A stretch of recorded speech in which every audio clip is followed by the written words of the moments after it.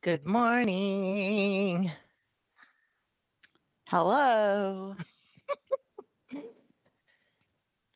Hi, Jamie.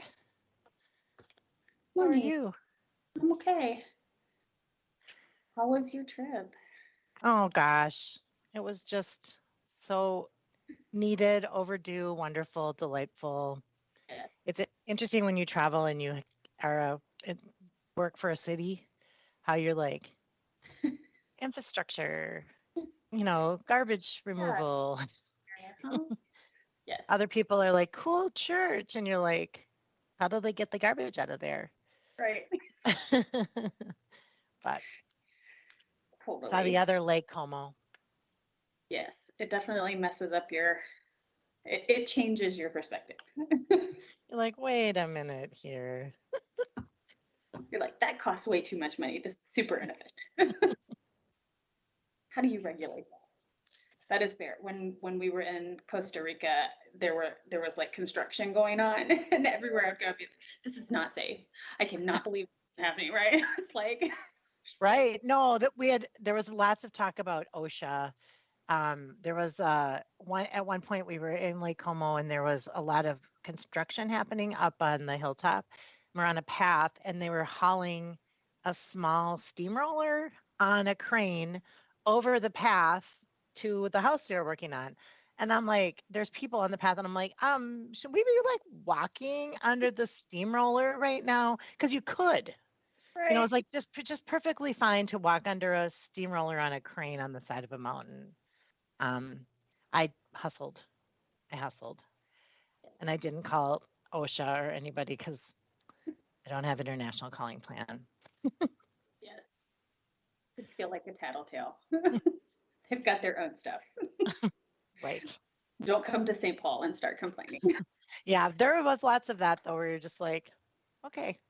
But on the other hand, I think that lots of cities out there do a much better job of not letting perfect be the enemy of the good in terms of paths and like trying to have bike infrastructure in places where there's not 15 feet of free road space and blah blah blah and buffered and this and that, where like in Switzerland they had the bikes owned the road in a lot of places and you had to yield if there was more than one car on coming. It's like you wait because they have this much of the road, and it's like, see, we just have to change our priorities a little bit. But it seems like they're sometimes that's where uh, the perfection can get in the way of progress.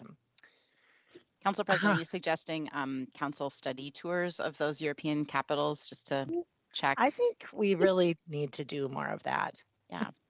I mean, Rome has been there for a long time. They probably have some lessons that, over the years. Right. Hi, we're here I to hear their learn. water infrastructure is amazing.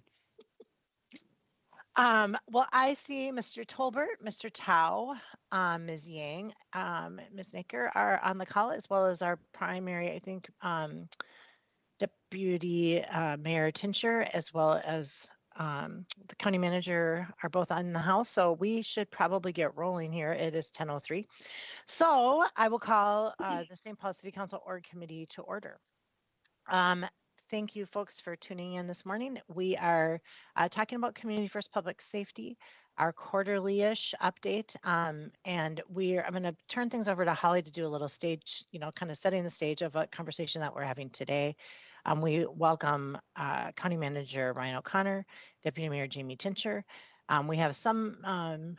Actually, I'm not sure of this. I don't know if there's materials that have been that we have got. I don't think we got them in advance, but I think that you have some that will be added to our Legistar that we can look at throughout the course of this conversation. And so I welcome folks to the conversation today, and I'll turn things over to Holly for a little background, and then we will roll.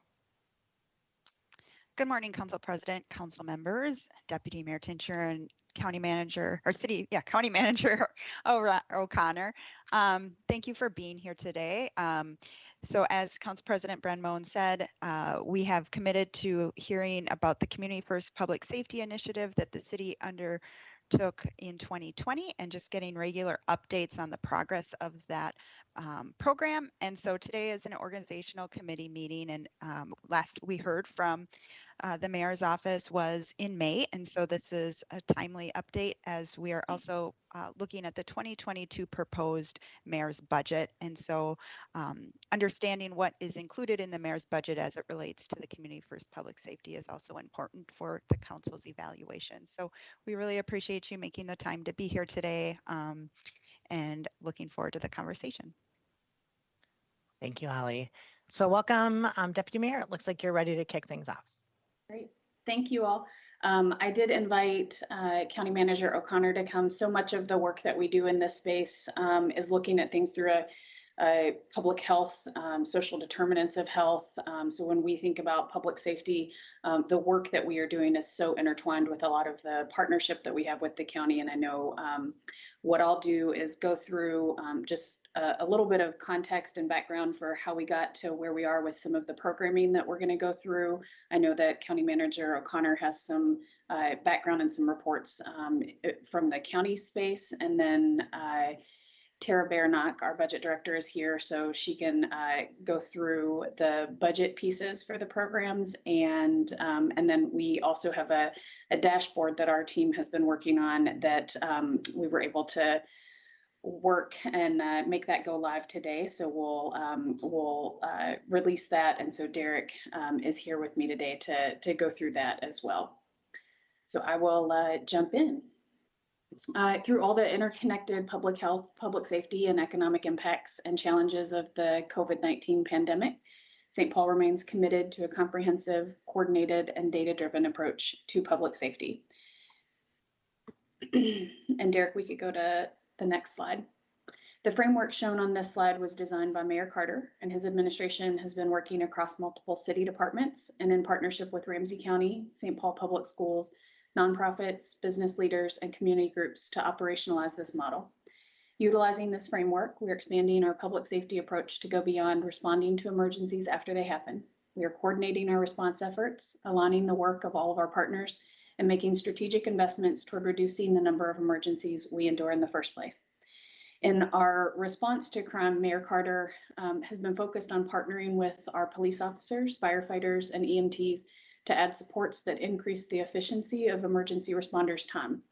This will continue to include expanding opportunities for alternative and co-responder models and working to identify opportunities to modernize every interaction between community members and officers, including limiting traffic stops for non-safety related violations so officers can focus their energy on responding to and preventing crime.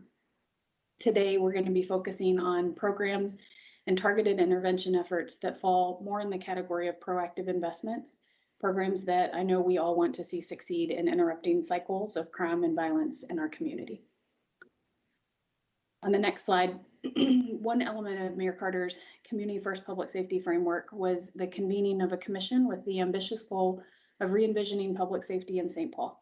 The commission was a diverse group of 48 individuals representing a wide array of perspectives, including community organizations, education, business, law enforcement, faith communities, and cultural and affinity groups. Midway through their work, commissioners expressed a desire to define and name the problem we are trying to solve. So the Citizens League created the following graphic encompassing the 5 major areas of desired impact that emerged from the commission. More appropriate responders for each situation who can best assist those in need.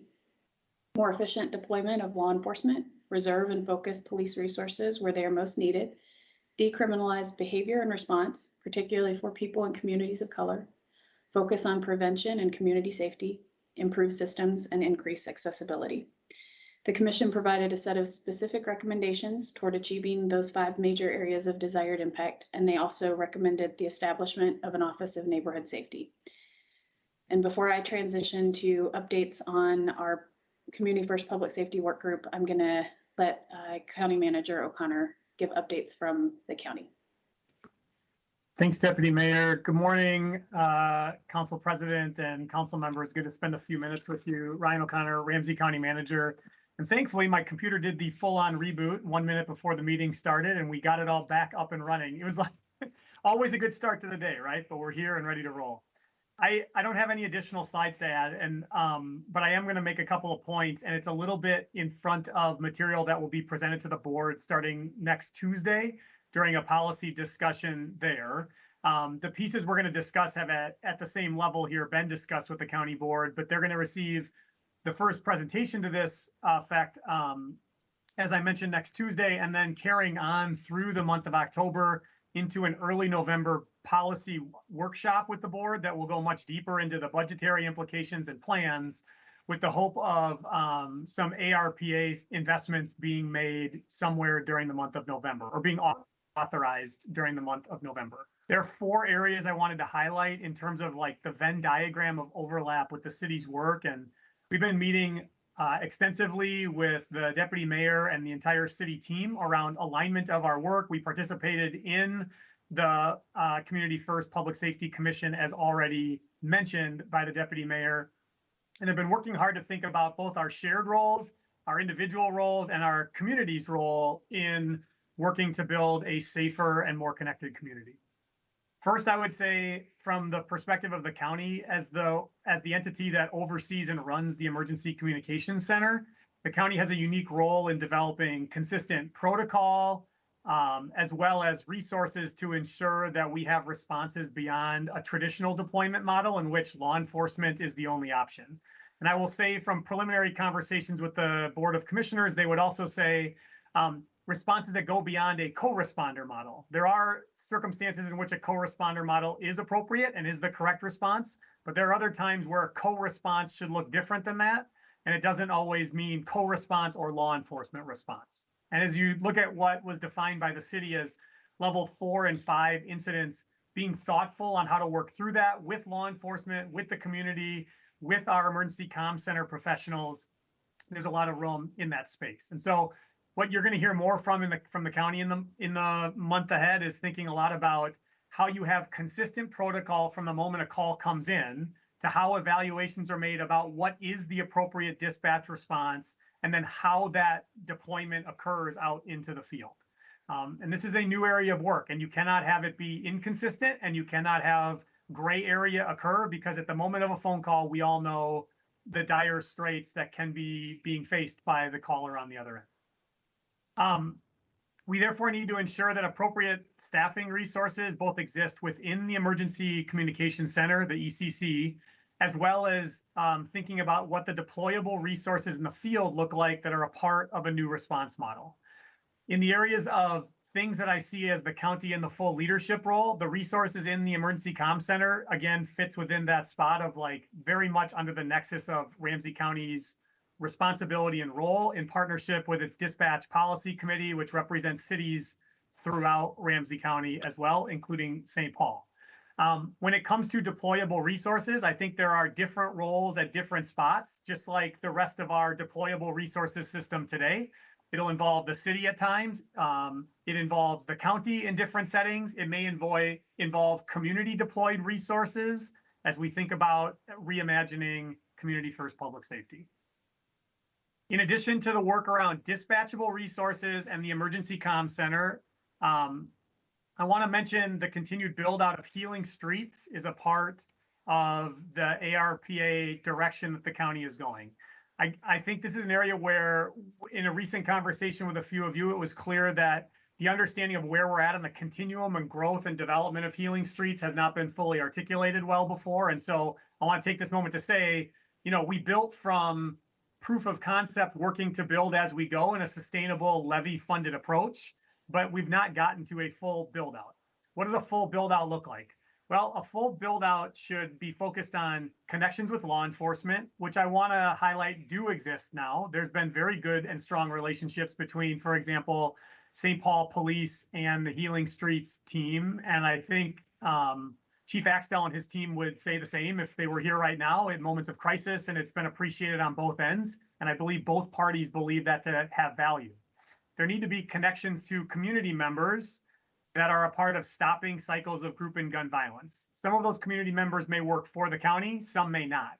But the focus on who responds at a scene to begin the trauma work and the work of de-escalation to prevent the second and third and fourth shootings.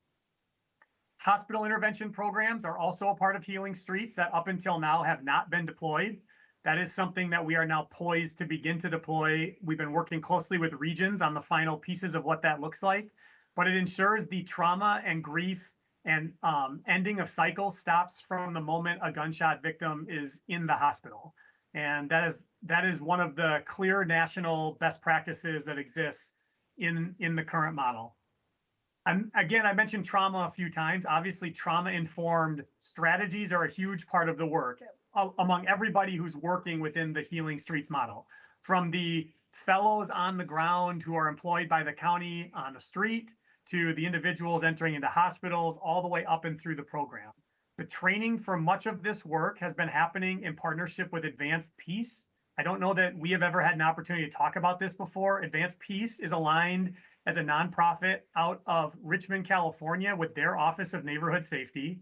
All of the Healing Street staff have spent time to date with Advanced Peace, but it's a part of the integrated model of how your Office of Neighborhood Safety in a community aligns with these various strategies on the ground for development.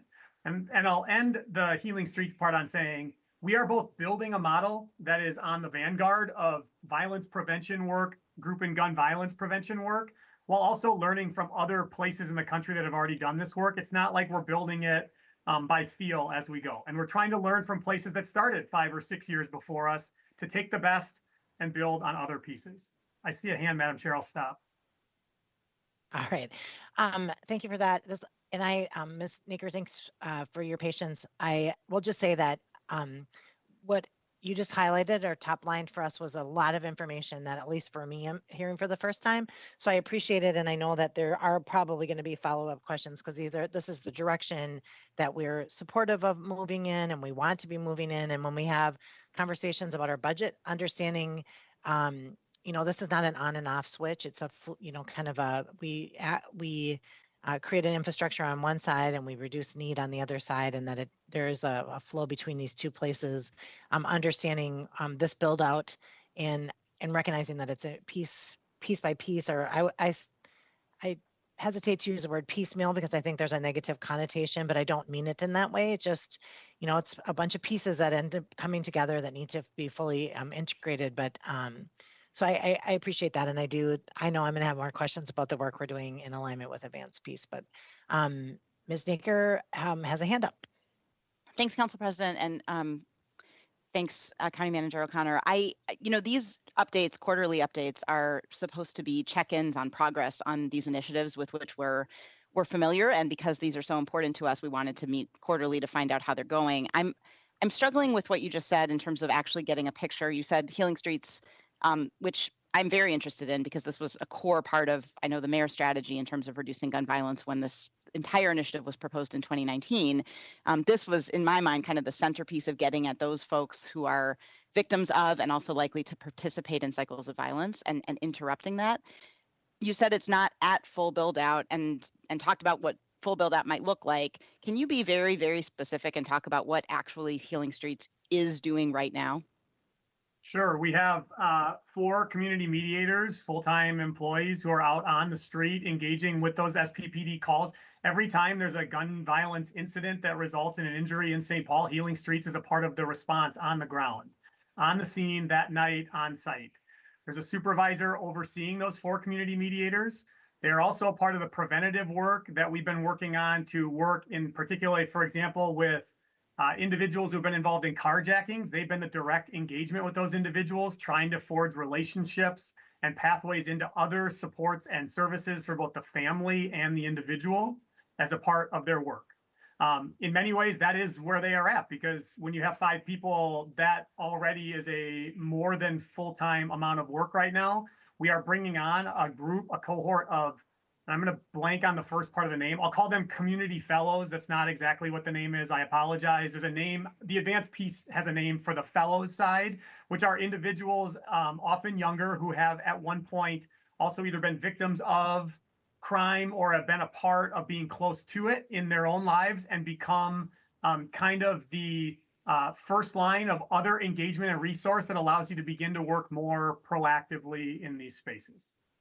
So just as a quick follow-up, Council President, that's really helpful. So I heard you say earlier that we don't have hospital access yet, and I'm curious. So if Healing Streets, the 4 community mediators, as you mentioned, are called in every time there's a gun violence crime committed. And, you know, we get the daily reports from the police department and know that that's not infrequent. What does that look like if they can't then go to the hospital and talk to the victim? How are they making those connections? Right now, they get made outside of the hospital, discharge, or before people are, you know, potentially in the hospital, or you're making contact with the people who are not in the hospital. Understanding like patient rights, privacy, security, access has been an important piece. And I want to highlight we're working with the top leaders at regions now to work through the final pieces to that with high leadership in the county. So I think an agreement is imminent. Then the next question is, we don't, right now, the staffing has not existed to deploy in the hospital. You can't take the same 5 individuals and spread them further thin. So that's the part of the build out that we are looking at immediately.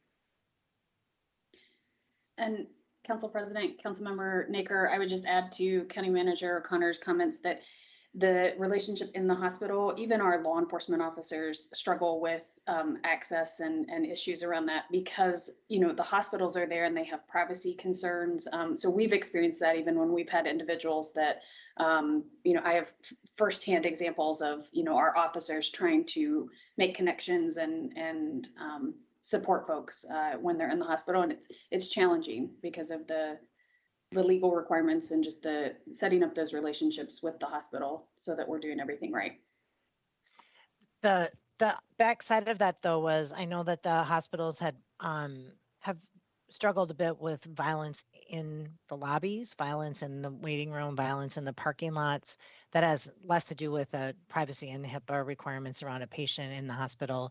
Are we, as part of the work there, about you know, doing some of that work in the parking lot and in the waiting rooms? And I know that staff at the hospitals was very stressed about that, in addition to their role of life-saving, also facilitating violence management and you know, confrontations and outraged families and stress and in the lobby and how that relates to the other patients who are in the hospital. So does this overlap into that area as well? I would say, Council President Brennan, I would say absolutely. And I know Children's Minnesota, I actually got a briefing from them on a lot of the grief work and the supports that they're providing for families, because sometimes what it looks confrontational is a family in grief and sort of experiencing a lot of grief. And so I know that Children's is doing a lot of training around, you know, how do we do some of that conflict resolution and crisis management in those really stressful situations. So, and if I could just add, Madam President, trauma and grief work on the spot in the same way that you would hope at a scene where an incident occurred will ultimately prove to be an outlet that prevents some of what you just described. The same hope is there in the hospitals. And so as we're working with them, the issues are more around logistics, access, protocol, and policy to ensure we're doing it in a way that doesn't impede the important work that healthcare workers are doing in the hospital at the same time. But I think everyone does see this as an asset that we need to resource. Thank you. Ms. Prince. Thank you, Council President Brennan, and thank you for this more detailed update on where Healing Streets is at. One thing I'd like to suggest is that Councilmember Yang and I met with Sasha Cotton in April to talk to her about, actually it was, I believe it was April of 2020,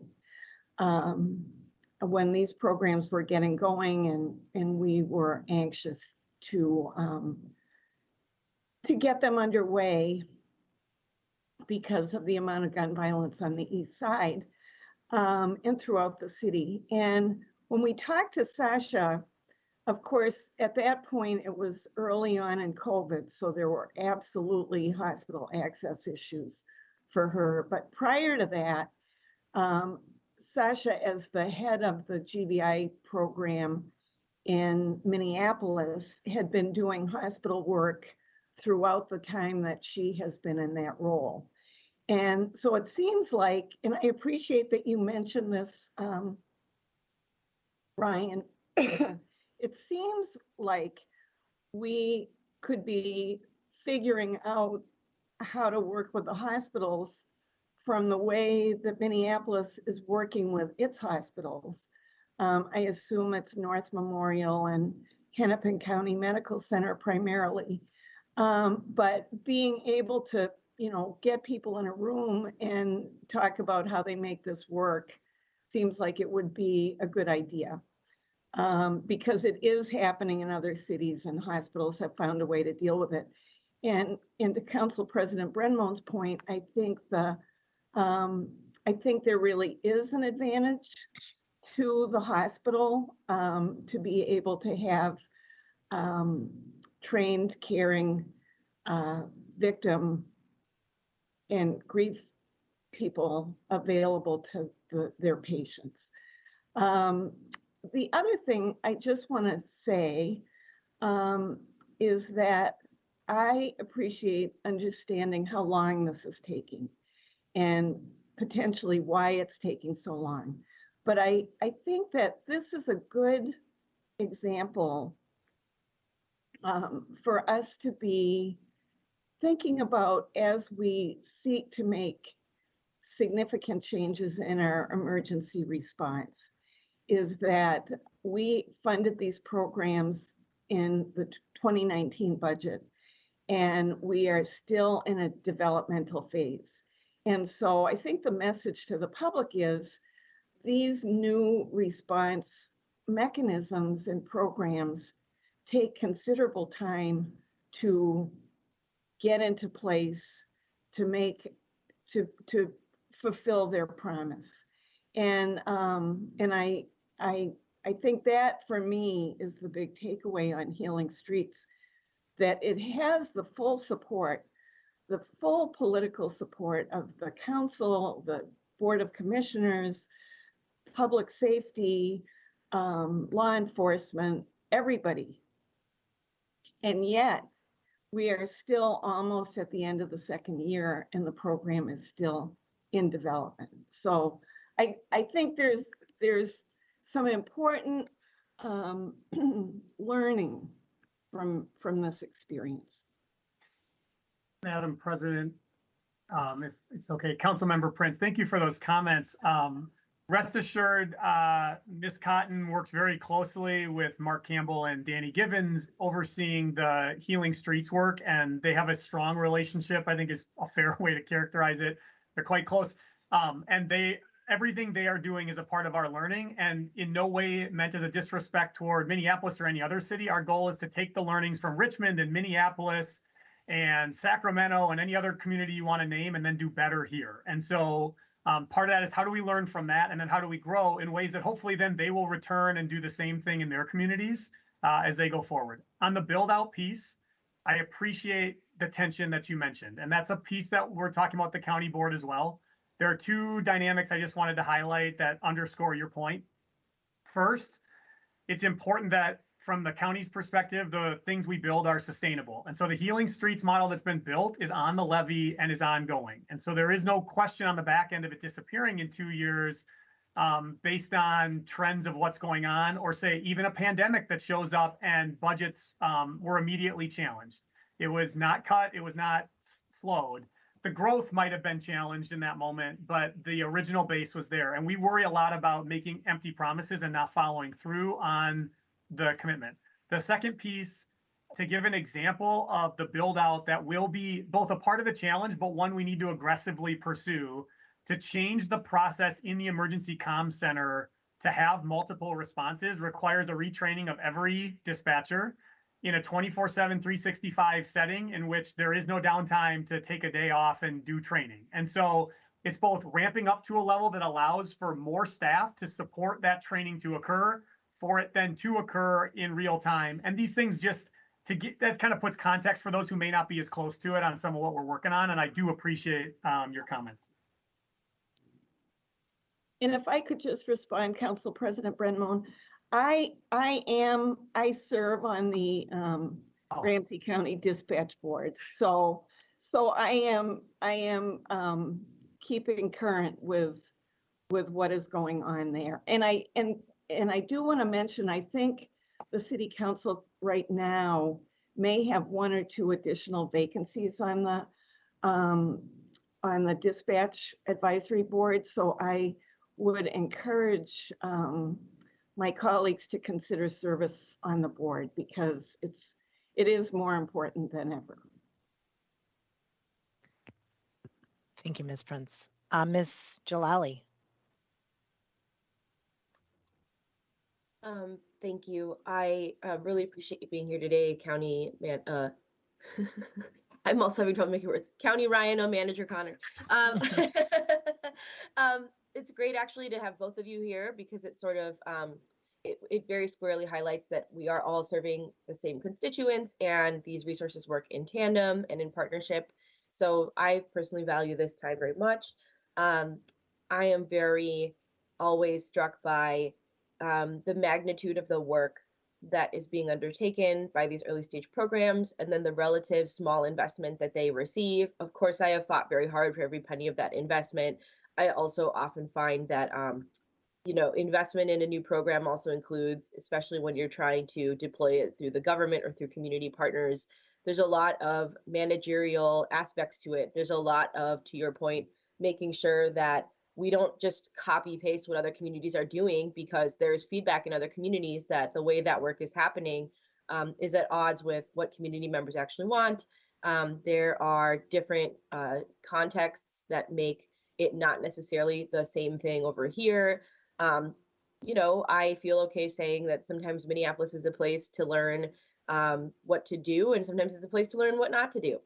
And I think that's okay to say because I think my counterparts in Minneapolis would also agree, hey, this is a place we're trying to grow too. So I think that knowing that the conversations are built in and that we're trying to evolve on what's there while looking at national best practices is personally a preference. It's an approach I really prefer. And I would just, my question is about understanding from the Healing Streets program, because I think it is an underrated point that this is a national best practice. The reason that it is because the hospital and bedside work, it occurs when people have done an extremely violent thing and their life is in this moment of uncertainty and chaos, and they're at the hospital because they've either been shot or they shot somebody or both, and they're vulnerable and they're living with the very real consequences of their actions. And someone who is trusted and positioned and credible as in knows this life, knows what it's about, has gotten out and doesn't want this for them and is connected to the community, can say, and the message is, we really care about you. We don't want to see you die. Your life is precious to us, and we want to help you make different choices. And they help break the cycle of desperation, both economically and emotionally. And so that's my understanding of the rough working approach to this, is that it's about finding the right people at the right time with the right resource and the right other person.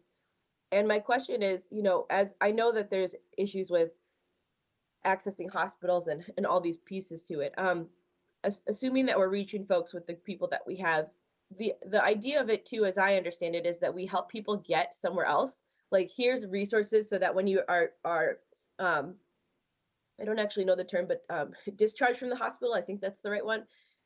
Here's like a place you can go instead of back to like patterns, habits, places, networks that might actually be like pulling you in the wrong direction. Can you talk more about where do people go instead, or what are we doing to help people? And can I just I want to get to that point. I think that we have a dashboard coming up that we're doing one of those. Yeah. And I also, so I would like to let the deputy mayor answer the question in the context of the slide that's, I think, just coming up here on the deck. But is that, Mr. Tao, you have your hand up too. I don't see you on camera, but is that okay if we get this dashboard and then follow up with questions, or is your question specifically related to the point we're talking about right at this moment? Yeah, my question is about the slide, the problem that we're trying to solve. Okay.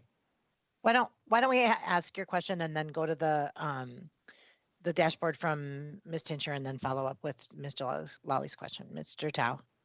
Thank you, Council President. Thank you, Deputy Mayor, and thank you, County Commissioner, for your presentation. What I don't see on this, and maybe it's within this framework, is that what happens after the initial support to the victims or the suspect or the party involved. What happens to them? Are we then providing them, whether it's for example, mental health? Are we getting them job? Are we getting them appropriate housing? What are the activity that we're doing to disrupt their how they've been living or been experiencing, so that we can move them towards a different path? And is that somewhere in here, or is that? And then how do we track that data so that we can actually see that we're making progress in the family that's involved life? Deputy Mayor. Perfect. Council President Brenmoen, Councilmember Tao, and Councilmember Jalali, I want to go to the next pieces, because what we have in the Community First Public Safety Work Group, what we've really been focused on is how do we develop data analysis evaluation tools? What are the appropriate ways that we can continue this work and start looking at outcomes and results and refining the work that we're doing across all of these partners to get at a lot of what I think you were just asking about. So I'm going to go through. So as the Community First Public Safety Commission was convening and doing their work, and they're the ones that came up with that, the 5 areas of impact, the many partners on this slide were engaged in collaboration to align their programming and to develop a way of assessing their outcomes and results. So through the beginning of 2020, these work group partners, along with staff from the Office of Technology and Communications and the Mayor's Office, convened regularly to develop a theory of change and a logic model for their collective efforts. This included individual meetings with work group partners and researching the available evidence base for similar programming nationally. The logic model identified high-level objectives for the individual work to accomplish and data points important for each partner to track. Beginning in 2021, the partners worked to refine their data points and outcomes as we shifted our work to meet the needs of residents during the pandemic. And I'm going to ask Derek to, at this time, shift from this PowerPoint to the first iteration of the data and information dashboard that has been developed by this team, and we made it public today. Over the course of the summer and fall of 2021, the work group met regularly to figure out evaluation metrics and to build out program-specific data collection plans that could be reported and analyzed. This is the first iteration of the Community First Public Safety Dashboard, and the team's goal was to launch this as a tool that could be used by the Office of Neighborhood Safety moving forward. As you know, with many of these upstream initiatives, determining the right way to track progress and or evaluate outcomes is challenging. However, we believe this dashboard can serve as a launch pad where we'll continue to work into the future in a way that's grounded in data-driven analysis of outcomes and results. And next up was Tara to go through the budget, but I think we could spend a little bit of time on this if you want to. It's all of our Community First Public Safety work group partners. And then as we were developing this work, I asked that we add our work around supporting our residents experiencing housing instability and unsheltered homelessness to this, so that we're bringing those efforts into this space as well. When we use the term dashboard, my understanding is that's like a dashboard that we can all check into. Is this information available to the public? Is there a dashboard? Yes, so it's it went live on publicly today, and Derek, I'm not sure if we have chat. We could send you the link so that you could go online. Okay, and mostly I was just is it a activated dashboard, or is it just the term that we're using for this presentation? So I see Ms. Naker has a hand up. This is a lot. As I'm watching it scroll by kind of quickly, it's a lot of information. So Ms. Naker. Thanks, Council President. And I want to make sure I defer to Councilmember Jalali if she had a follow-up. I know we were kind of waiting for that, so I don't know if I'm Ms. Jalali. cool with letting the presentation advance, and at the end, if I don't get my answer or I miss it, I'll just ask it again. So Okay, to your point of digesting a lot, like I'm just taking my time with it. So thank you. great. I'm getting a little bit of data vertigo, which almost never happens. I love data. So thanks, Council President. And this is great to see. It is a lot of information moving right now, so I'm not sure I'm processing it all. But I guess first of all, I'd love to suggest, given that, again, these are quarterly progress updates, it would be great to pull out specific metrics that we want to look at quarterly and have the report back just focus on those. So that would be a suggestion to my colleagues. And then are there specific goals for each program in addition to measuring these outputs? So this looks like it's measuring what's happening. Are there targets that each of these programs is trying to meet in addition? Yes, so if you go through each of the groups, so part of the dashboard gives an explanation of the work that they do and how they're contributing to the Community First Public Safety Framework. And so in each of those spaces, what we intended was to be able to say, if we go up to community ambassadors, for example, a lot of their work is based on, calculating how many interactions are they having with young people. So we can count those interactions. Sometimes with this data, and I know that we've, in various spaces I've had conversations, sometimes proving a negative is hard, right? Like, how do we prove how many of those interactions prevented a situation of violence, right? So while that is challenging, that doesn't mean that there isn't data that we can look at and that there aren't evaluation measures that we can think about to see, where are we getting some impact.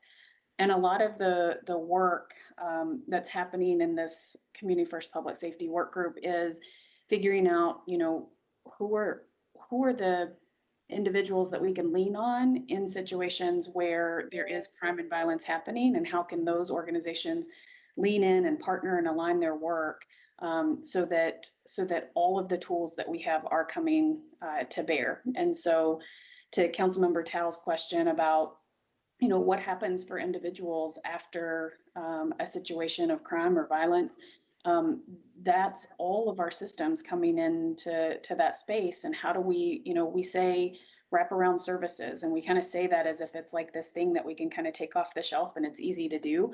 It's actually super complicated and hard, right? Because each situation is an individual with a whole lot of needs and trauma and challenges that you've got to figure out, like, what does that person need that is going to move them to stability or help get them out of that cycle of crime and violence.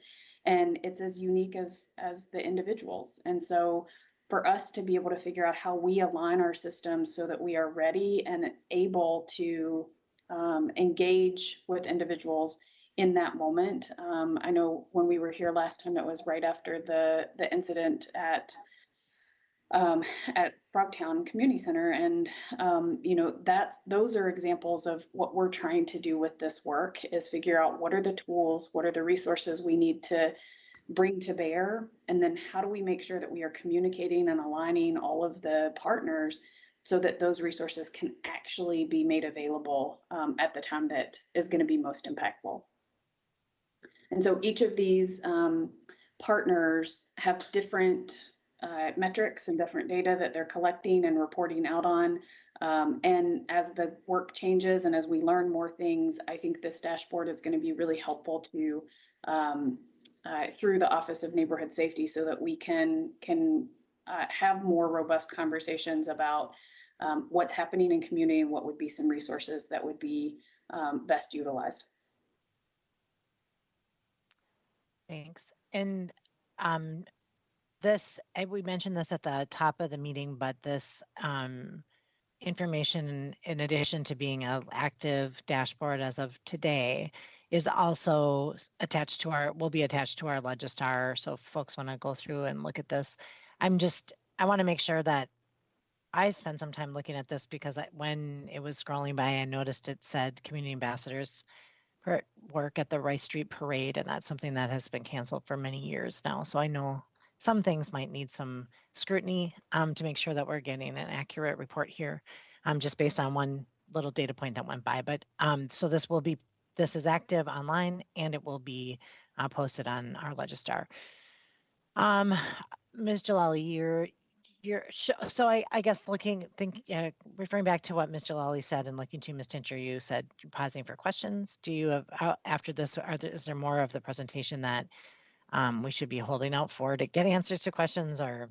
The only other thing we had was a slide, and our budget director, Tara Baernock, was going to just give an update on the budget pieces for all of the partner groups. All right, so Ms. Jalali, do you want to dive in a little bit on this piece before we move on to the budget, or hold out? I think, yeah, I think that the question I had too is really just, what do we refer folks to? So if you have a brief answer to that, I would love to hear more. And I don't need to spend longer on it than that. I know we're getting through a lot and processing a lot, but that was all I was looking for. Madam Chair, Madam President, I can give a brief answer on the Healing Street side. For example, there are individual accounts. We have an individualized fund for some accounts to deal with things like cell phone connections, immediate rent, or ability to move into some place that would remove an individual from a dangerous situation or a cyclical situation, as you mentioned, council member. And that is a part of the ethos and strategy. To follow up on that and answer Councilmember Tao's question as well about like, what are the different pieces? First of all, for someone who has committed a crime, it's not as though engagement from Healing Streets negates follow up on that end for accountability for the commitment of that crime. What it does is, for individuals who may have been the victim of, it tries to say, I'm here, you're here, we see you, we care about you and your family. And it's that connection to a caring adult, which can then lead to the different pieces that the council member described. Every situation requires a different response, but everything he described is a part of that.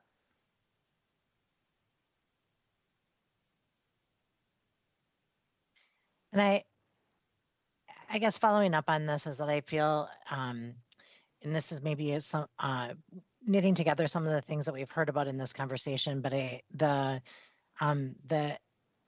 the approach is something that everyone is supportive of, and I think the urgency is there. We want to make sure that, I mean, these are crises, small and large, that need intervention immediately. You know, I think we want to just be sure that when incidents are occurring, that we have the resources to deploy. You know, it's not something that can wait for 5 days or 2 weeks or a month, because the moment is there. And it sounds like that that we appreciate that, we recognize that, and that every effort is made to deal with folks in the immediate moment, and understanding like how we're doing that and how we're deploying some of these other assets is helpful for me to know. My one follow-up, and I mentioned this earlier, is would you mind going back, County Manager, and talking a little bit more about the connection between Healing Streets and Advanced Peace, and what is that? Are we just learning from Advanced Peace, or you mentioned it, and I want to make sure I heard what you said. Thank you, Council President. Yes, so Advanced Peace is a nonprofit out of Richmond, California, that works with their Office of Neighborhood Safety. And in many ways, while a different name than Healing Streets, has much of the same underpinnings driving the work. And so it's to say, in addition to working, like Councilmember Prince mentioned, with work in Minneapolis, it's saying that we're working across a national network to try to build out our work and learn from other communities facing similar challenges. We're not implementing the Advanced Peace model specifically, but they're one of the partners that I would name. That I realize in the background, as we move fast in trying to implement work and get it off the ground, we don't always talk about the underpinnings. So I wanted to reference that work as a way to understand one of our partners. And as we've stood up this fellows piece to our work of engaging more people who have been closer to much of the trauma and grief that we're talking about, Advanced Peace has been doing that fellows work for a while. So that's a model that we've learned from them on along the way.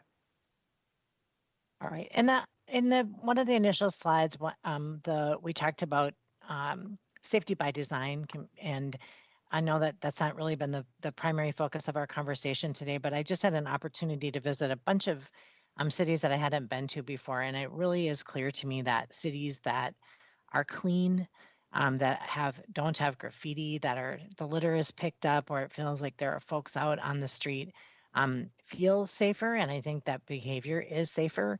And we also have talked to so much about how the best way to make a neighborhood or a street or a downtown area safer is to have lots and lots of people there. It's awfully it feels unsafe when it's you and one other person walking around the street.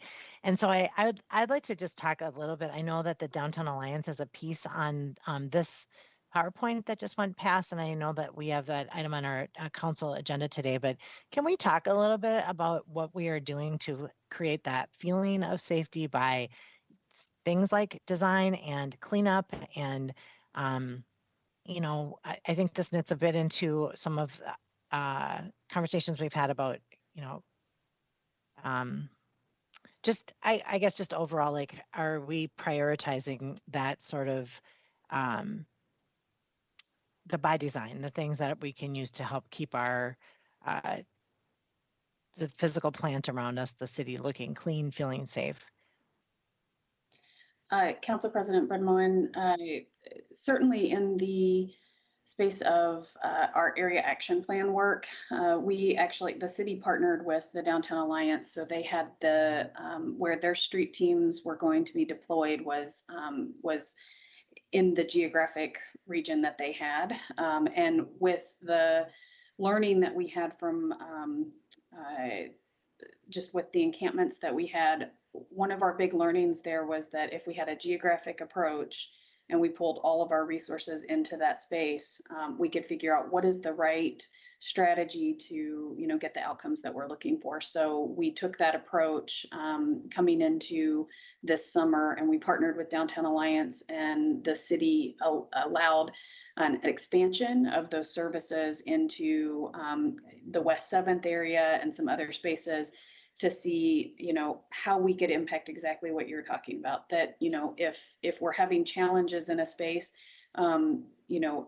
having trash and graffiti and other things, the perception and the challenges seem, and in some cases are created larger.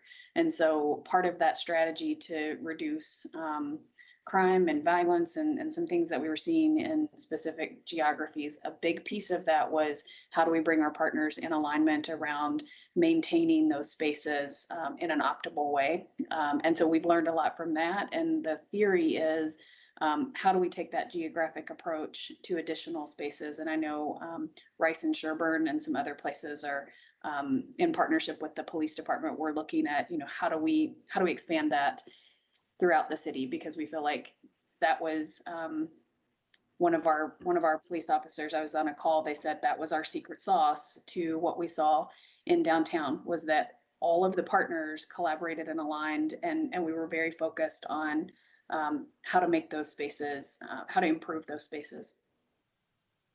Great.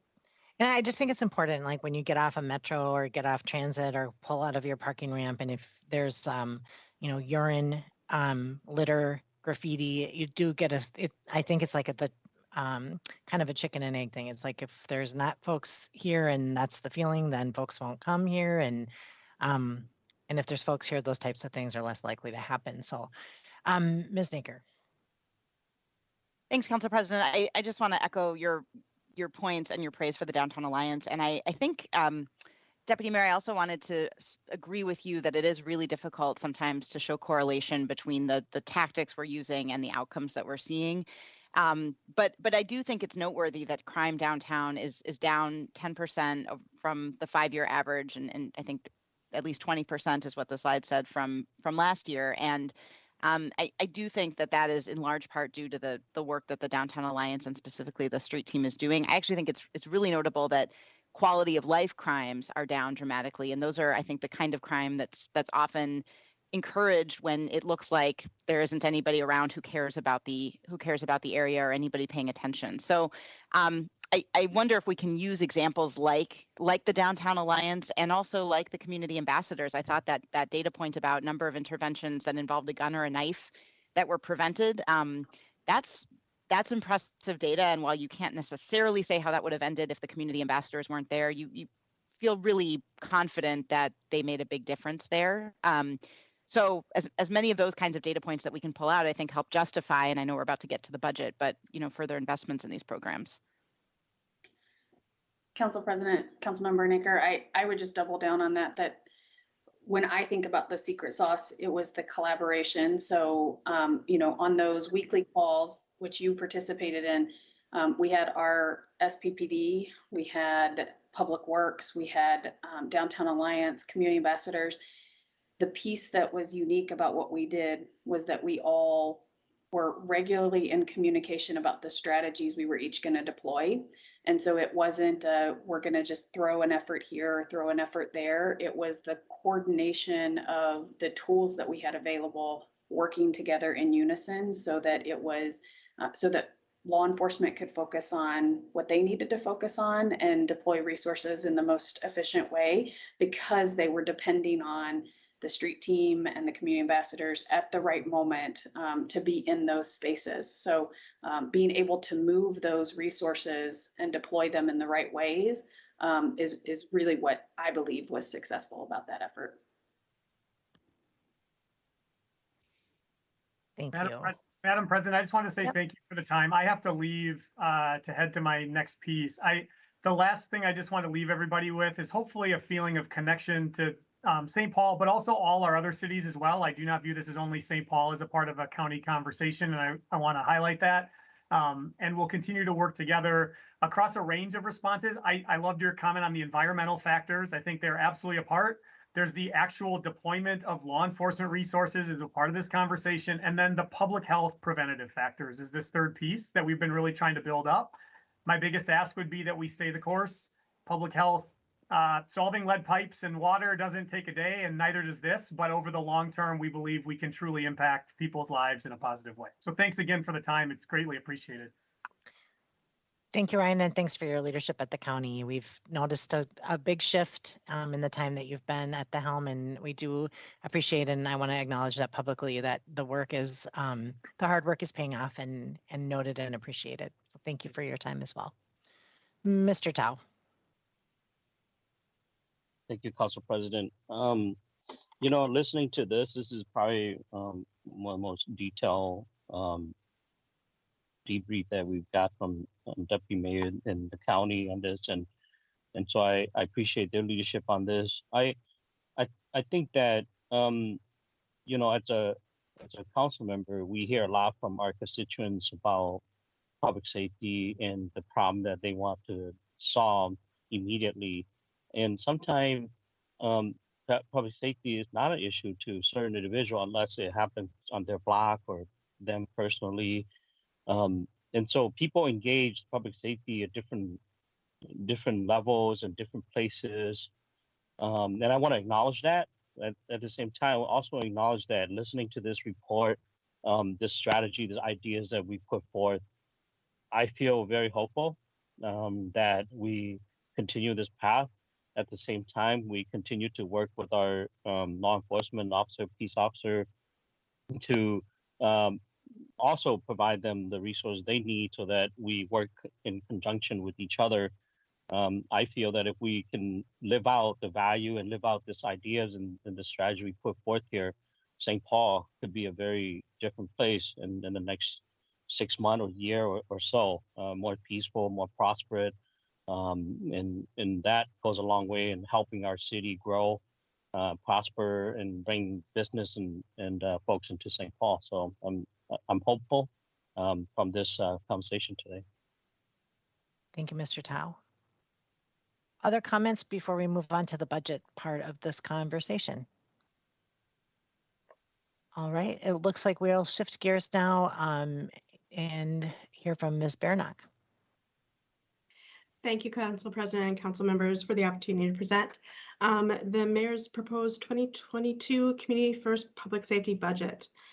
The total budget in this area is $1.8 million, representing level funding from the 2021 allocations. One note regarding those allocations in 2021, you'll see that the Returning Home St. Paul funding is appearing there.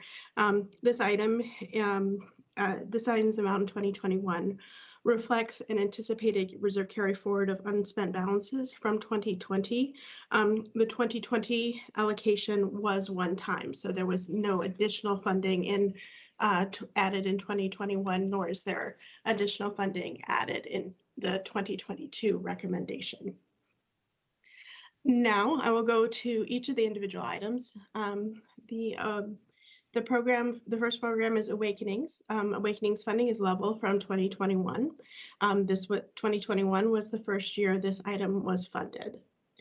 For Community Ambassadors funding is also level with 2021. This item moves from the police budget to the City Attorney's Office budget with the Mayor's proposed 2022 budget and the addition of the Office of Neighborhood Safety. Ethos funding is also level from 2021.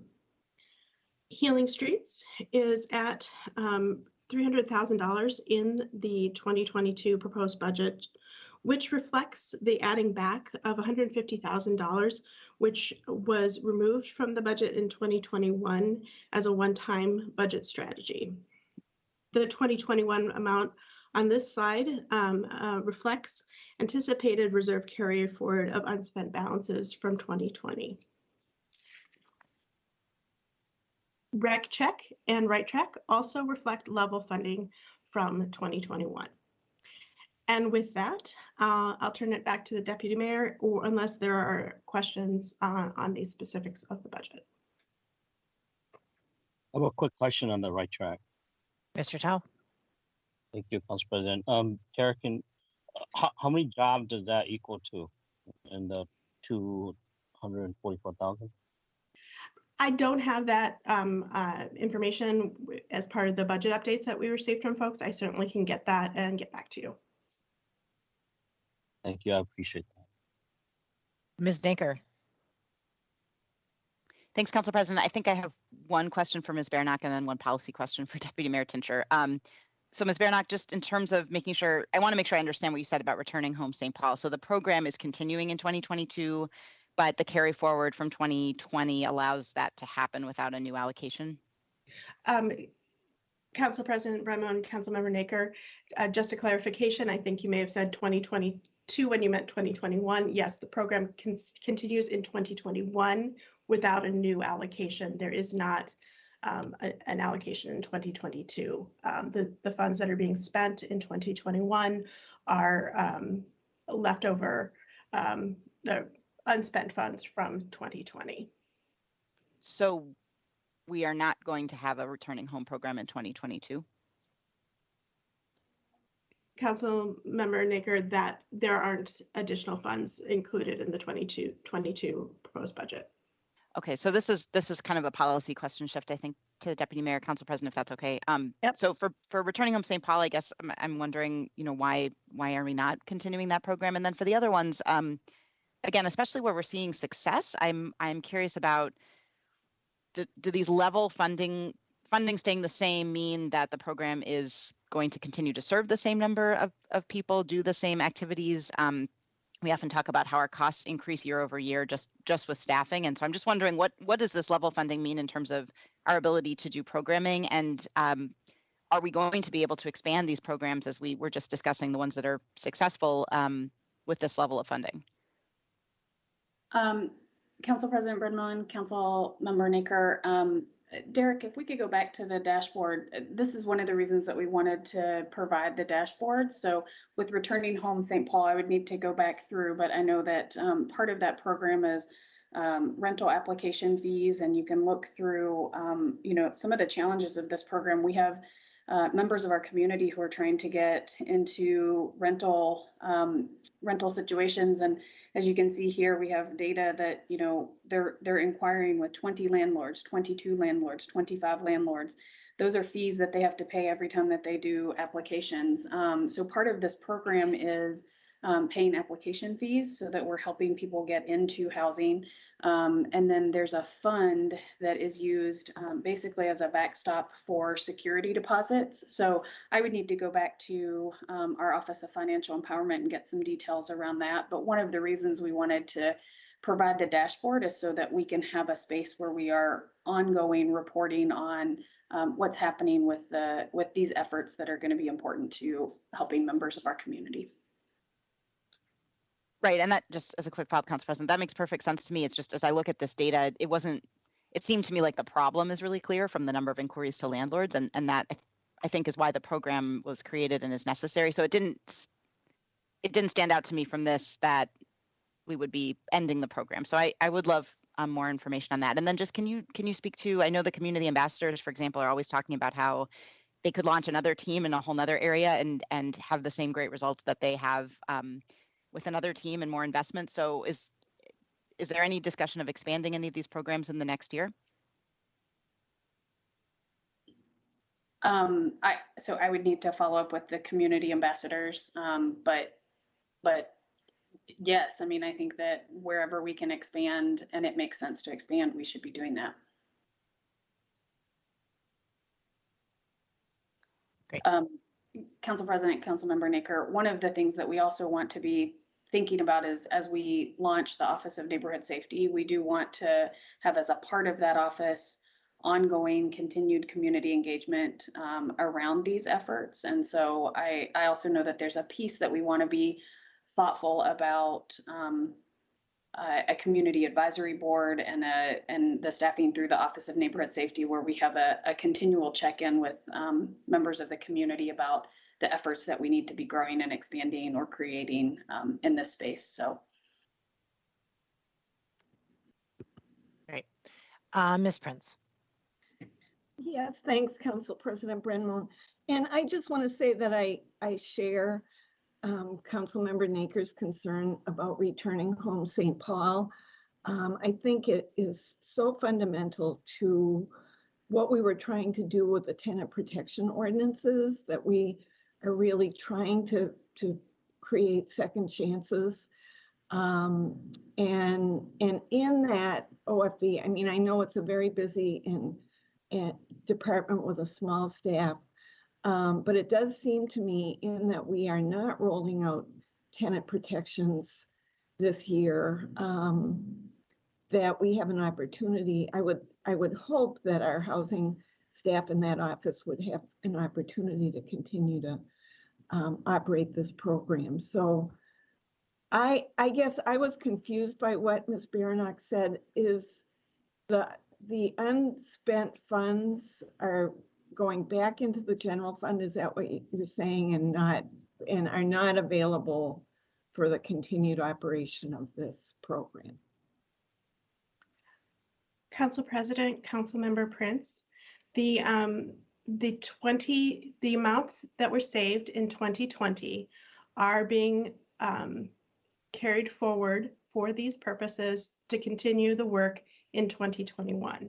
So the $77,000 or so that you see on the line there is not a new allocation, but an allocation, the unspent funds from 2020 that are rolled forward. That 2020 allocation was one time, so there are not additional funds that were continued beyond 2020. It's just the shift of the unspent balances to 2021. Nothing is returning to the general fund balance from this program. Maybe I missed this, but so are we discontinuing this program? It seems like when we think, okay, no, we're not discontinuing the program. So how will it be funded in the future? They have the Council President Brenmoen, they have the carry forward funds for this year. And so we'll continue conversations with them about, as they build out the program and work with partners like Ujamaa Place and others, how that program and what the funding needs are. Okay, and that actually was, I appreciate that answer. That I was thinking this seems like a perfect fit for some of our, ARPA dollars, recovery from COVID, one-time expenses where we have a pot of money that we're using and piloting. I know we're hardly piloting this at this point, but just to continue a demonstration of this work, it seems like a good fit there. So it's good to know that. So to clarify, the program continues. The source of funding is different. The commitment to returning home St. Paul is there. All right, Ms. Prince, did you have more Well, questions? I'm just having a hard time understanding, but the carry forward at this point would only be about 10,000. Am I seeing that right? I mean, the Council- year to date, it looks like it has used up most of its available Well, funds. you would almost say zero. I mean, it's October, right? So that is, yeah. So the clarifying, if there is $0 going forward, what is the dollar figure that will be used in 2022, and where is it coming from? Yeah, that's the question. Council President, council members, we can follow up with some more details from the program.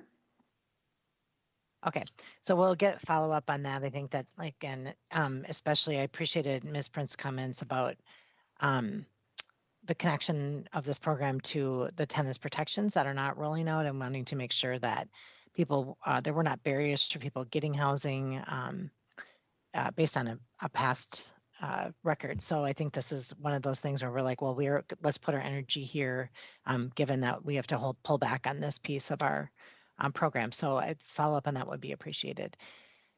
Mr. Tolbert.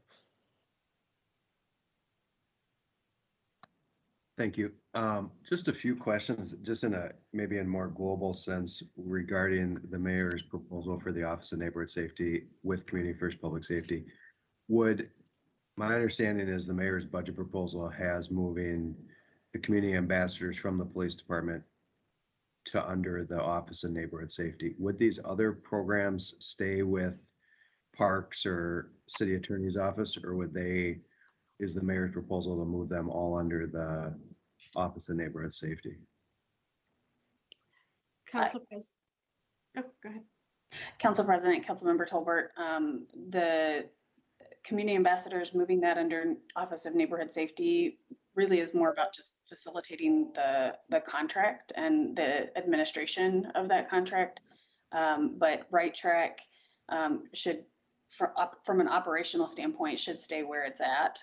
What we want to do through the Office of Neighborhood Safety is make sure that, just as we've been meeting with this work group, that we're facilitating the collaboration among the efforts. Okay. No attention of that. Okay. No, and I would think keeping these in Parks would be the prudent thing to do, as they are good at implementing them. Just wanted to make sure on that. So would the community ambassadors then be completely out of the police department, or how is it just for the contract grant, or how is the mayor proposing that? Because in some ways, I think the partnership with the police department is really important with the community ambassadors. Council President Brenmo and Council Member Tolbert. So community ambassadors just recently moved to a 501c3 organization. So prior to that, sort of the organization, I can't remember how they were structured, but they just became a 501c3, which I think is very helpful to facilitating like a board infrastructure. I sit on their board. A number of folks from the police department sit on the newly created board. As they are figuring out their ongoing leadership structure, the partnership with the police department will continue. It's just that the administration of that contract and facilitating the management of the administration pieces will move under the Office of Neighborhood Safety. And if I recall, I think I've heard the chief say that he is also very supportive of that and having that separation between the work of the ambassadors and the police. But then to Mr. Tolbert's point, that still the partnership and connection, like we're working together, but they're not under the management of the police department, helps them retain their credibility in the community as well. I think that's worth clarifying. And I for some reason continue to forget that they're a freestanding 501c3 that is like many of their organizations that get our funding. Did you have follow-ups on the question, Mr. Tolbert? Not on that. Thank you. I did not appreciate that they were a 501c3. So thank you for that.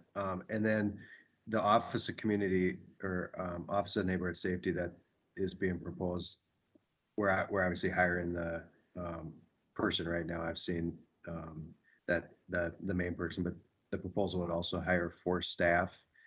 And then I've heard the mayor say 10 social workers. Would those social workers be, what budget are they in? Are they under the Office of Neighborhood Safety, or are they going to be in the police department? Yes. So I'm not sure. What I do know is that what we're working on. It would not be social workers in the Office of Neighborhood Safety. The social worker program that we are working on in collaboration with our service partners, the group is designing the operational details now with Catholic Charities, Safe Space, Union Gospel Mission, and Listening House. That what we want to use in that space is individuals who can be on call, direct rapid response for our emergency responders. And I know that I sometimes use the term social worker.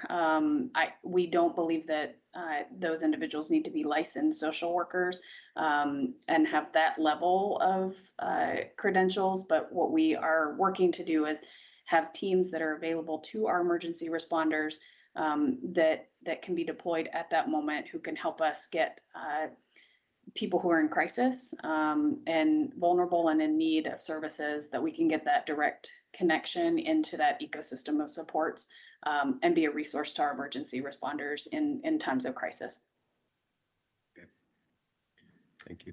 And I believe that Fire Chief Inks is scheduled to come and talk about those details, I think next month, I think on November 17th. Yep, that's correct. We had the program, I think, was really still in its infancy, and we wanted to make sure that we were funding a real program before we went into 2022. And he said he'd get back to us with that. So thanks for that reminder. Other follow-up, Mr. Tolbert? Ms. Jalali?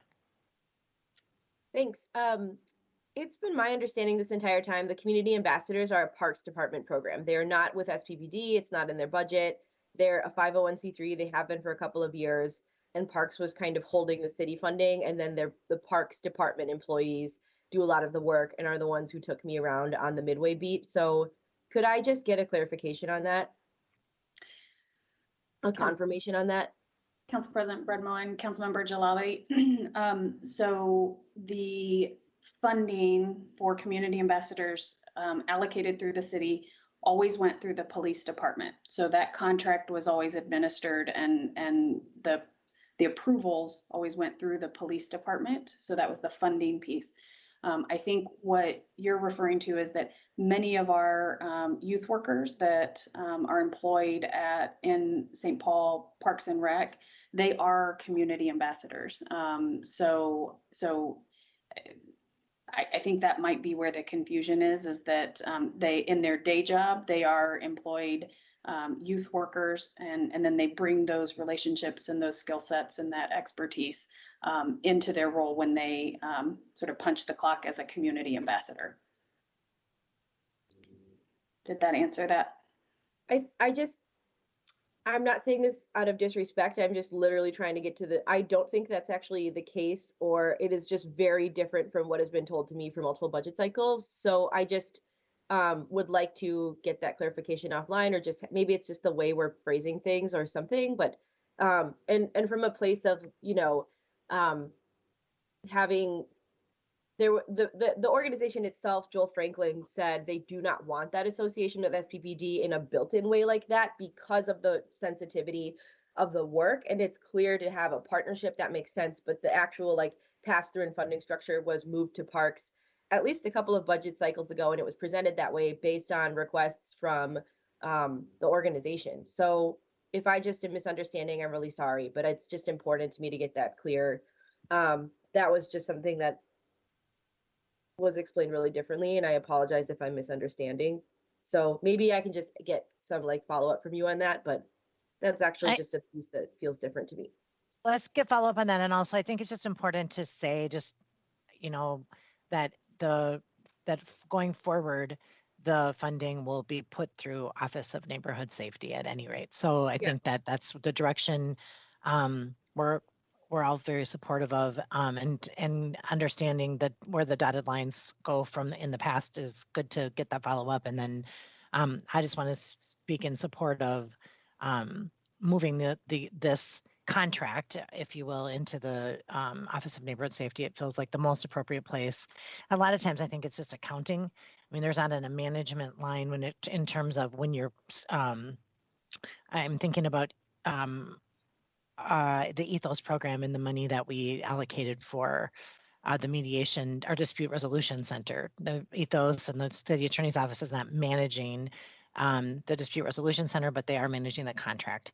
But I think that the Office of Neighborhood Safety is an appropriate place for this going forward. And so I would just speak my support for that. And I know that my colleagues shared that support. So look forward to the follow-up on where we've been and understanding where we're going.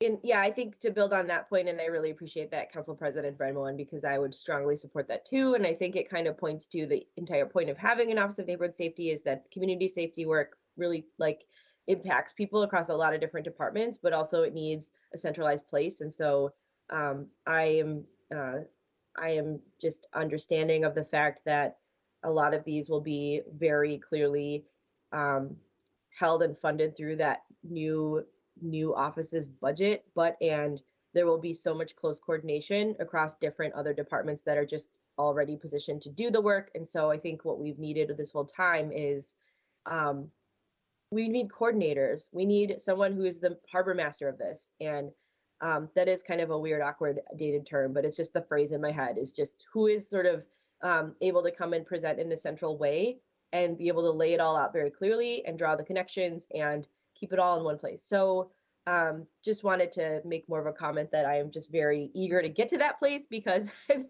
been through years of presentations now where there's just kind of the same questions going on, and that will help it feel more centralized. So obviously supported, and I know others do too, but reflecting on getting between here and there and appreciate the clarifications. And I just I completely agree, and I continue to say, and maybe I've overused this, but it just feels like we need a conductor for the orchestra. There's all sorts of, good things happening in different sections and different parts of the city and different parts of the county and other organizations, and not a centralized place where that coordination is being tracked. And I think this dashboard is certainly a good step in that direction. But the council was supportive of an Office of Neighborhood Safety when we had the Citizens League and the commission look into that, and I'm glad that they agreed. I think we all agreed that that's the way things should be headed, and it looks like that momentum is moving in that direction. So underscoring what Ms. Jalali said. Are there other questions for Ms. Beranek or Ms. The Deputy Mayor at this time?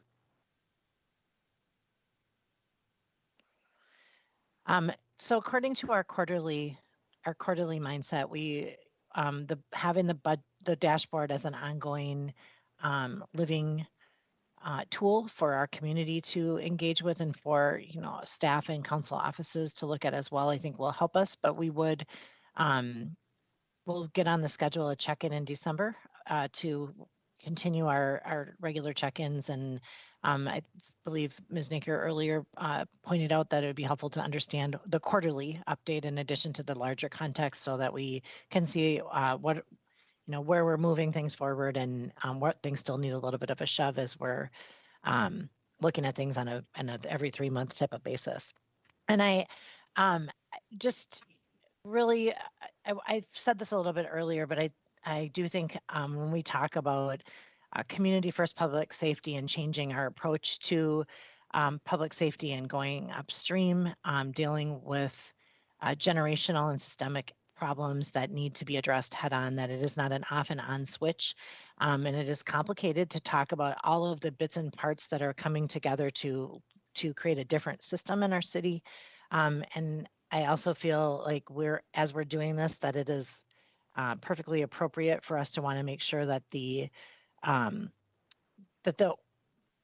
departments and teams that are doing the work currently are also supported and funded as we make this transition. And so that is really I think that right now in our budget conversations, we're straddling these two worlds as we're making shifts and recognizing that one part is still being built out and one part is changing and adapting. And so this helps us as we head into our budget deliberations for the 2022 budget. So I think I would like to just say that I appreciate the timeliness and the budget element of this as well. Mr. Tolbert, you had a hand up.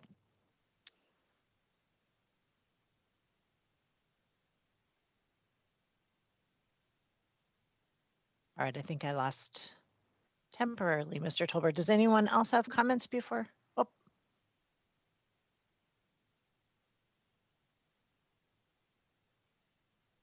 All right, other questions or comments before we move on to just our regular update portion? Okay, well, it does not look like it. There's definitely some follow-up. Ms. Tincher, looks like you may have had some closing comments. And I've mentioned this before. I personally feel very strongly that if these groups that are on the ground doing this upstream work, we've spent a lot of time figuring out what are their data, what are their metrics, how do we have a dashboard so that we can be telling our whole community, like, what is the work that you're doing on a regular basis? If we are going to ask them to come and do quarterly reports, I really feel strongly that we need that from the police department.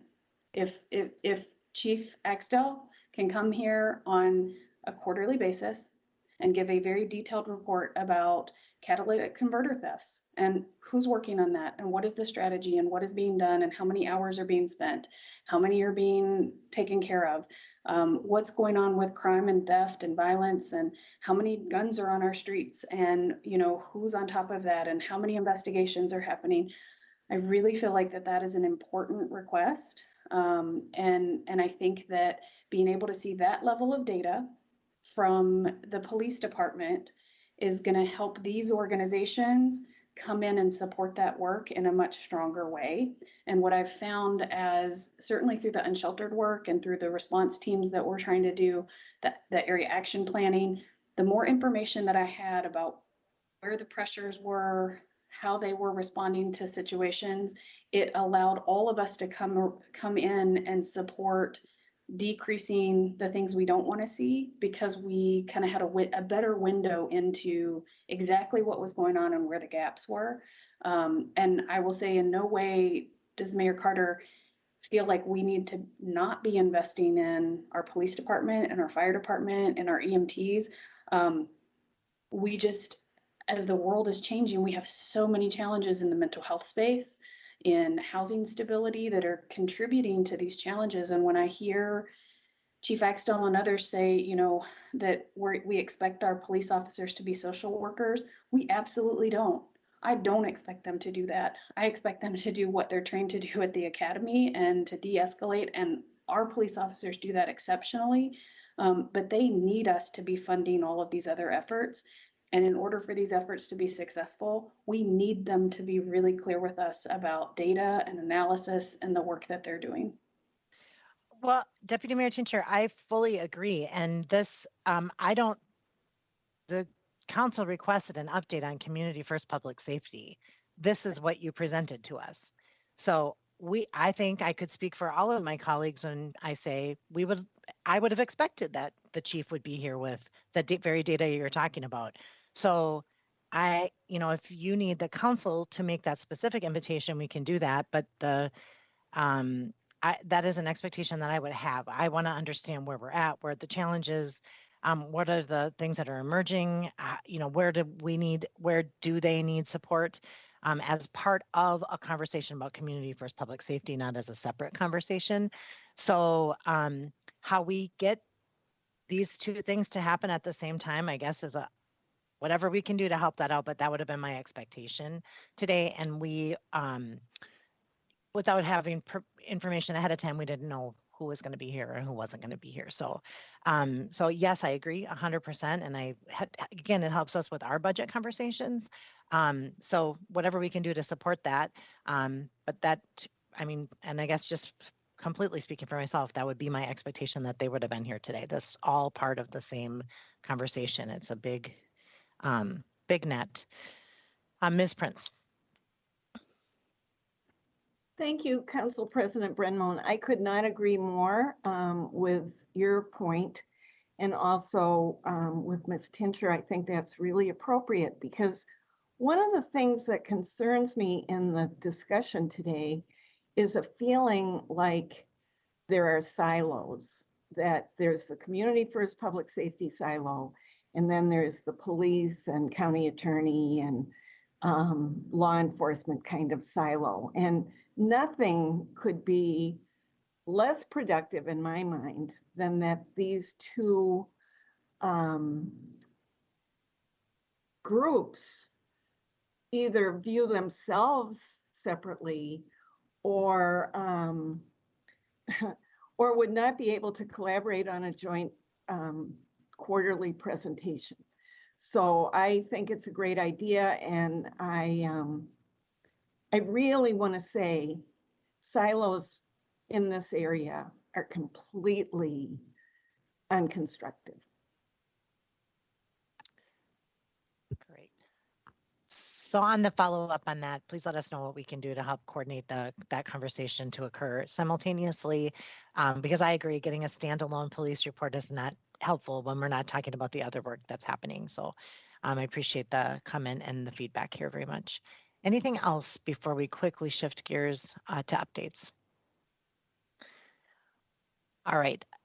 Deputy Mayor, thank you so much. This is important information. It's important information for us to share with our community. We appreciate the hard work that's happening here, and we also appreciate the hard work that's still ahead of us. So thank you for continuing to update us and keep us in the loop and let us know how we can continue to partner with you in these efforts. Thank you very much. Thank you. Today is org committee.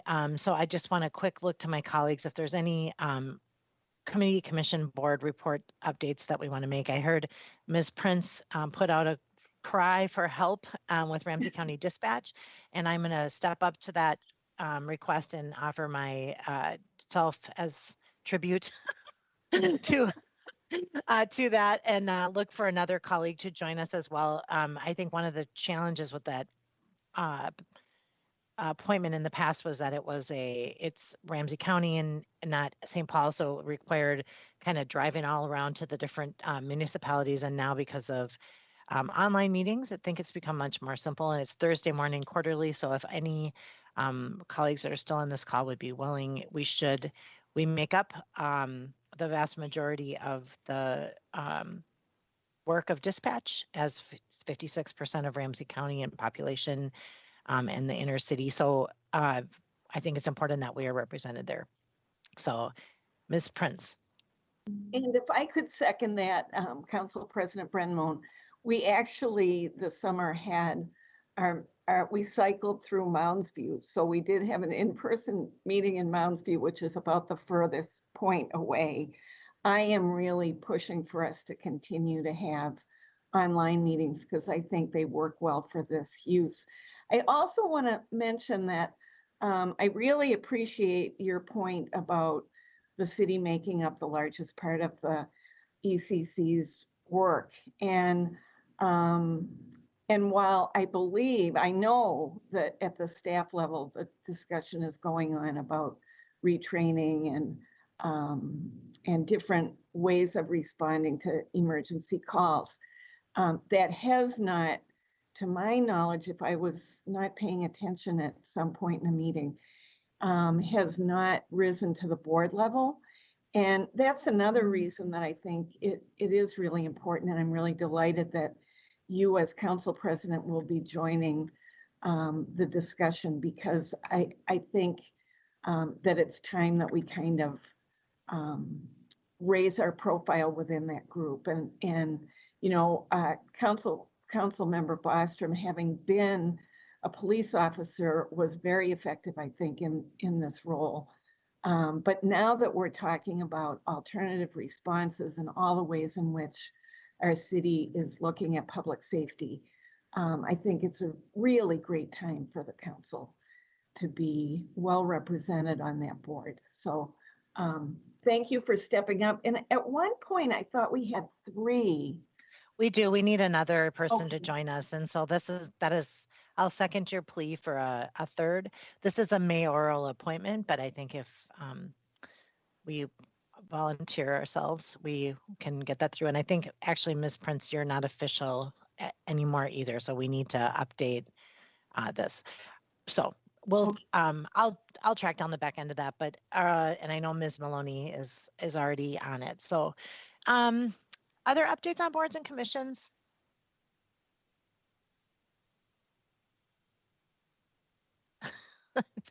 I'm looking to others. I know, I think Ms. Jalali recently joined the tab. I know that there has been a few switches in the background with library board today. And I don't remember if I reported last time that St. Paul College has a brand new president, Dee Dee Peasley, and she's fantastic. And I will be stepping up as board chair on that with that group. So I'm excited about that role. I'm very interested and committed to continuing to increase our relationship and partnerships with our colleges and universities here in St. Paul. We have many great institutions that kind of run the gamut, and I think that we could do a better job of being more connected to them in the work that we have. When we talk about we don't have enough resources, I always think we've got students, eager students across the entire city who would be delighted to chip in and help out making our city a better place. And as we often say, it's their city that's going to be their city, and they should be creating the future here as students and hopefully encouraging them to stick around after they graduate. So, so that would be my board and commission update. Ms. Prince, is that just still a hand? Oh, no. Yeah, no, I just, in terms of other updates, community action programs of Ramsey and Washington County, I am really pleased to say has been doing a great job of, and this comes from our director of our housing division at PED, that CAPRW is doing a really good job with getting money out the door for rental assistance for people who have been facing eviction. And I think that's one thing that CAPRW has done this year is they've been able to really efficiently process grants for cities within the county. And one thing that I realized is we have a new executive director, Catherine Fair, who moved up through the ranks, but she's doing an extraordinary job in a very difficult year. She took over in 2020, where of course COVID was happening, but we also had the building on University suffer fire and flood damage during civil unrest. And in addition to that, we took on all this additional work processing CARES Act, and now it will be ARP money and eviction relief money for the St. Paul and the county. And I'm very proud of the agency, and I want to work on building stronger connections between it and some leaders in our community who weren't aware of the leadership change, as well as strengthening the relationship between our Office of Financial Empowerment and that agency. So it's really been a great place for me to be. And, you know, come to think of it, I may be timing out on my term there. So that is something that I would be willing to stay on if that is available to me. It may not, there may be term limits.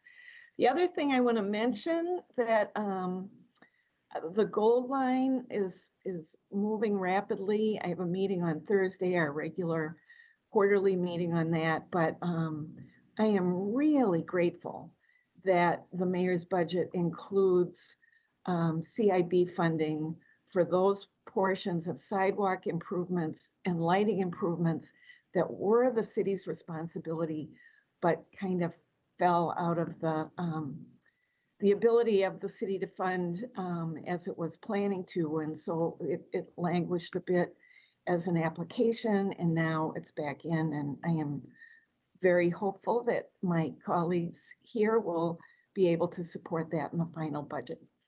I think that's it. Red Rock, I have a meeting at the end of the month, and I've just heard that we will have a quorum. So there is really not anything happening there in my understanding until about 2040. So just rest assured that I'm looking out for us over the over the long term.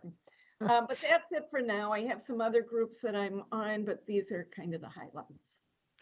Great. And then just reminded me as well that on the League of Minnesota Cities, we were able to successfully pass catalytic converter support for criminal intent with catalytic converters in possession and some other stronger language that allowed for higher penalties and fines and actions if folks are stealing catalytic converters. Right now, we're very limited by needing to catch somebody in the act and the limitations that the state has on the city in terms of what we can move forward. And this is a widespread problem. It's not a St. Paul problem. It's not a Minneapolis problem. It's not only a Minnesota problem, but across the country, and apparently big problem in Canada as well.